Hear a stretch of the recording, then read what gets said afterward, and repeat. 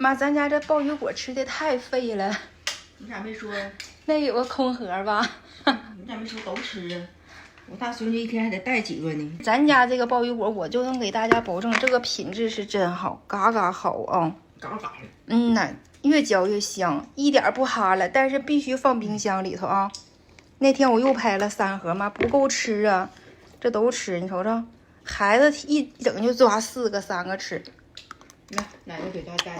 它是硒元素特别丰富，大家拍完之后了，一定要吃，每天都要吃，吃3粒4粒就行。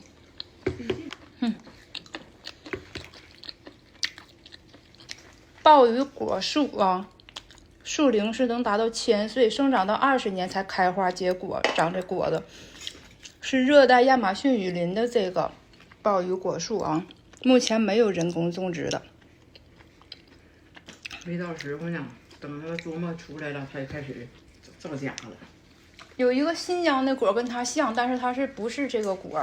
哎呀，真香真酥，孩子、老人、孕妇谁都能吃啊！这个千元的富硒就是补硒元素的，我们身体里头不可缺少的硒元素。